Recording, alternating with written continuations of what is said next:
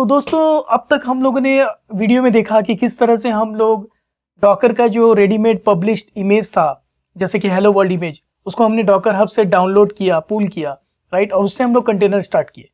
लेकिन अगर आपको खुद का कंटेनर बनाना पड़े रियल वर्ल्ड, जब आप किसी कंपनी में काम करोगे तो वहां आपको खुद का कंटेनर बनाना होगा। आप रेडीमेड कोई कंटेनर ज़्यादा यूज़ नहीं कर रहे होगे। तो अगर खुद का कंटेनर बनाना है तो उस केस में आपको पहले अपना खुद का डॉकर इमेज बनाना होगा। तो लकीली डॉकर के पास एक कमांड है जिसके थ्रू से आप डॉकर का खुद का कस्टम इमेज बना सकते हो और उससे कंटेनर स्टार्ट कर सकते हो, और वो डॉकर इमेज को फिर बाद में आप डॉकर हब में जाके पब्लिश भी कर सकते हो। मैं आगे की वीडियो में बताऊंगा कैसे आप अपना खुद का कस्टम डॉकर इमेज को डॉकर हब में अपने खुद के अकाउंट में पब्लिकली पब्लिश कर सकते हैं।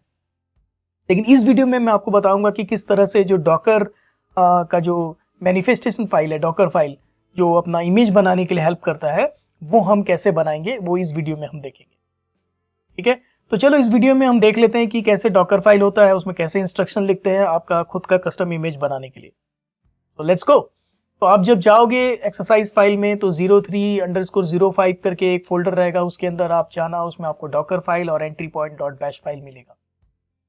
उसमें से जो डॉकर फाइल है वो हम लोग का इंटरेस्टिंग फाइल है, तो हम पहले उसको खोल लेते हैं। तो आप जाके देखोगे डॉकर फाइल में तो आपको कई सारे यहाँ पे कीवर्ड दिखाई दे रहे होंगे। ठीक है, तो ओवरवेल्म होने की जरूरत नहीं है, ये सारे कीवर्ड हम लोग डॉकर के डॉक्यूमेंटेशन में जाके लर्न कर सकते हो खुद से, या फिर मैं आपको समझाई देता हूँ जो जो कीवर्ड मैंने इस डॉकर फाइल में यूज़ किया है अपना खुद का एक कस्टम इमेज बनाने के लिए। तो तैयार हो, चलो शुरू करते हैं। तो सबसे पहला है फ्रॉम उबंटू।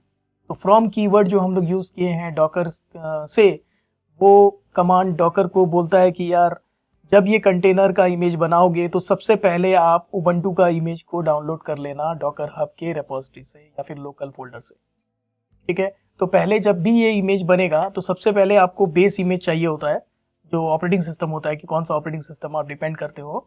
तो यहाँ पे अभी हमने उबंटू लिखा है, तो उबंटू का जो लेटेस्ट इमेज होगा, जो भी आपके लोकल डिस्क पे या फिर अपना ये डॉकर का जो हब है वहाँ से वो इस इमेज को पहले डाउनलोड कर लेगा। उसके बाद क्या होता है यार कि जब आपका खुद का इमेज बनेगा ना, तो उस पर आप खुद का एक लेबल लगाओगे ताकि उसमें आप मेंशन रख सकते हो कि कौन है इसका मेंटेनर।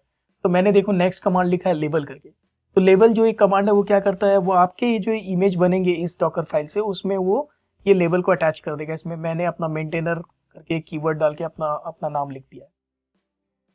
ठीक है, उसमें आप अपना नाम लिख सकते हो, जब आप खुद से कर रहे होगे तो अपना नाम लिख देना। नेक्स्ट क्या होता है यार कि अभी ये जो कंटेनर का इमेज जब बनेगा तो उस इमेज में मेरे को कुछ फाइल्स इंपॉर्टेंट मुझे डालने होंगे। फॉर एग्जांपल कोई एप्लीकेशन मेरे को रन करना है तो एप्लीकेशन के फाइल डालने हैं। अगर आपको डॉट नेट का प्रोजेक्ट रन करना है तो डॉट नेट के आपके जो फाइल्स होंगे, डीएलएल्स होंगे, वो सब कॉपी करना होगा कि नहीं होगा। तो अभी जैसे मेरे को यहाँ पे एप्लीकेशन जो मेरा रन होगा वो entry point dot bash file में लिखा हुआ है, तो वो फाइल को मेरे को कॉपी करना है। तो जो कॉपी करना है और फिर मेरे को उससे डिपेंडेंट जो भी मेरे को लाइब्रेरीज है वो इंस्टॉल करने, तो ये सब काम करने के लिए मेरे को डॉकर को बाय डिफॉल्ट जो है ना रूट यूज़र की आवश्यकता होती है। मैंने उसका एक्सेस परमिशन चाहिए होता है रूट यूज़र का, ताकि वो कॉपी कर सके।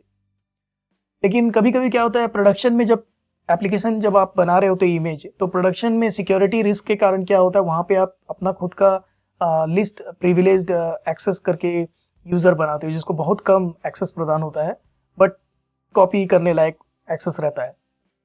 तो आप वो यूज़र बना लो। ठीक है, फिलहाल मैं यहाँ पे रूट यूज़र यूज़ कर रहा हूँ, लेकिन रियल वर्ल्ड में आप रूट यूज़र यही यूज़ करोगे। आप अपने सिक्योरिटी टीम से बात करके एक प्रॉपर ऐप यूज़र बनाओगे, उसको यूज़।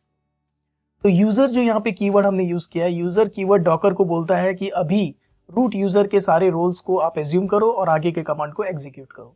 तो इसके नेक्स्ट कमांड जो अपने हैं कॉपी। कॉपी कमांड क्या कर रहा है, वो अपने लोकल फोल्डर में एक फाइल है एंट्री पॉइंट डॉट बैश करके, उसको कॉपी करके इमेज में डाल रहा है। ठीक है, कंटेनर की इमेज। तो ये जो लोकल फोल्डर है इसको हम लोग कंटेक्स्ट डायरेक्टरी भी बोलते हैं, और ये कुछ भी हो सकता है, आप किसी और लोकेशन से भी कॉपी कर सकते हो फाइल्स को। नेक्स्ट क्या होता है कि अभी हम लोग रन कमांड यूज़ कर रहे हैं। तो अब तक हमने ऑपरेटिंग सिस्टम का बेस इमेज डाउनलोड कर लिया। ठीक है, फिर हमने जो नेसेसरी एप्लीकेशन के फाइल्स थे वो भी हमने कॉपी कर लिया इमेज में।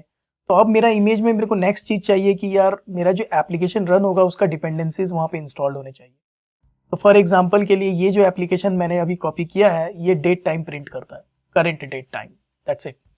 तो प्रिंट करने के लिए उसको कर्ल का ज़रूरत होता है, उसको बैश का ज़रूरत होता है, ये सब लाइब्रेरी वो यूज़ होता है। बैश के थ्रू मैं उसको रन करूँगा और कर्ल वो यूज़ करता है इंटरनली एप्लीकेशन, ठीक है। तो इसीलिए मैं यहाँ पे क्या कर रहा हूँ कि सबसे पहले मैंने कमांड रन किया है अपडेट का।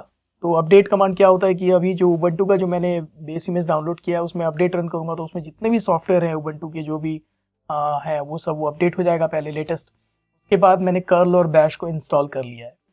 थर्ड नंबर कमांड में मैंने क्या किया है कि chmod 755 रन किया है बैश फाइल के ऊपर में। तो क्या होता है कि अभी मैं रूट यूज़र से हूँ, राइट। तो रूट यूज़र को पूरा एडमिन एक्सेस होता है। तो उस एक्सेस को यूज़ करते हुए मैं इस फाइल का जो मॉडिफिकेशन कर रहा हूँ कि 755 कोड क्या बोलता है कि कोई भी यूज़र, चाहे वो कोई भी यूज़र हो, नोबडी करके भी कोई भी यूज़र हो या कोई भी एडमिन के अलावा कोई भी या एडमिन, वो उसको रीड कर सकेगा इस फाइल को और उस फाइल को एग्जीक्यूट भी कर सकेगा, ठीक है। तो फॉर एग्जांपल के लिए कंटेनर को अगर मैं रन करूँगा नोबडी करके एक यूज़र है उससे, तो वो यूज़र भी उस कंटेनर के अंदर के वो एप्लीकेशन फाइल को बैश में रन कर सकेगा। तो वो हम एक्सेस प्रदान कर रहे हैं। और प्लस 755 बोलता है कि यार रूट यूज़र जो होता है, एडमिन होता है, वो उसको राइट या मॉडिफाई भी कर सकता है, ठीक है। तो अभी हम लोग क्या करेंगे कि अब जब ये सब कुछ कर लेने के बाद मैंने अभी अपना ऑपरेटिंग सिस्टम का बेस इमेज डाल दिया, एप्लीकेशन फाइल कॉपी कर लिया, डिपेंडेंसीज जो लाइब्रेरी थे वो इंस्टॉल कर लिया, एप्लीकेशन फाइल को प्रॉपर परमिशन भी दे दिया।